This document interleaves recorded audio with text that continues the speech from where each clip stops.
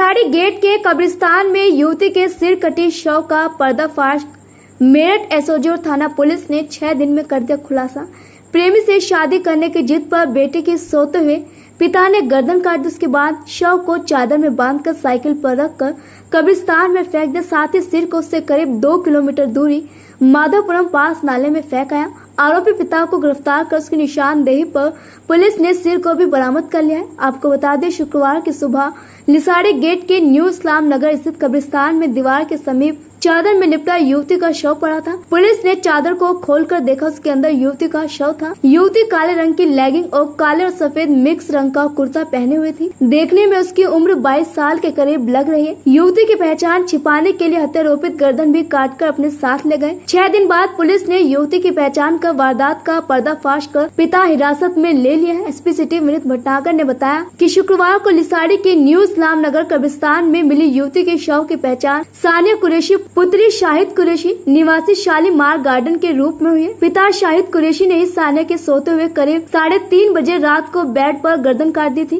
उसके बाद बेटी की मदद से सानिया के शव को चादर में बांध दिया। युवती का सिर अलग से बांध लिया, फिर साइकिल पर रखकर अकेले ही साइकिल से शव को न्यू इस्लाम नगर कब्रिस्तान में फेंक दिया। युवती की पहचान छिपाने के लिए हत्यारोपी पिता ने 2 किलोमीटर दूर माधवपुरम फेंक आए। 6 दिन बाद मेरठ पुलिस ने युवती की पहचान कर वारदात का पर्दाफाश कर पिता शाहिद को गिरफ्तार कर लिया है।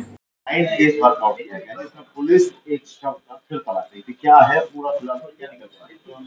आप सभी को जानकारी है, 12 अगस्त की सवेरे एक युवती का शव एक मिला था और पुलिस के लिए काफी बड़ा चैलेंज था, क्योंकि उसका सर नहीं था और उसकी पहचान मिटाने का प्रयास किया गया था। पुलिस ने तुरंत ही इसमें धारा 302, 201 का अभियोग पंजीकृत किया था और हमारी कई टीमें इसमें लग गई थी, क्योंकि ये चैलेंज था, पूरी तरीके से ब्लाइंड केस था।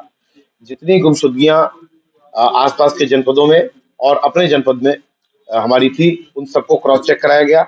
उनके वादियों को और गवाहों को बुला करके पहचान कराई गई, लेकिन इसमें किसी प्रकार से पहचान नहीं हो पाई।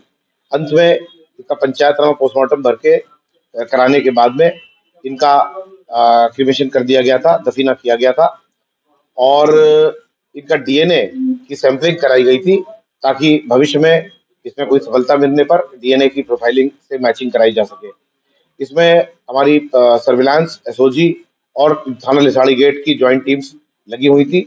लगभग 6 टीमें इसमें लगी हुई थी और इस दौरान पिछले 6-7 दिन के दौरान लगभग 500 सीसीटीवी फुटेज वगैरह तलाशी गई और कई जगह से इसमें नाकाम होने के बाद में फाइनली एक ऐसा क्लू मिला जिससे पता चला कि ये इसकी गुमशुदगी इसलिए नहीं लिखाई गई थी क्योंकि इसके घर वालों का, इसके जो परिजन है मृतका के, उनके द्वारा ये घटना करी गई है।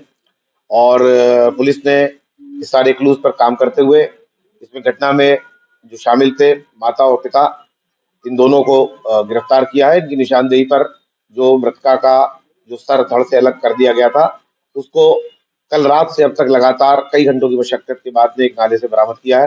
साथ ही साथ जो आला कत्ल था, जो कि अभियुक्त के द्वारा शव के पास ही कब्रिस्तान के पास एक नाली में फेंक दिया गया था, उसको बरामद किया गया है। इस प्रकार इस घटना का पटक्षेप हुआ है।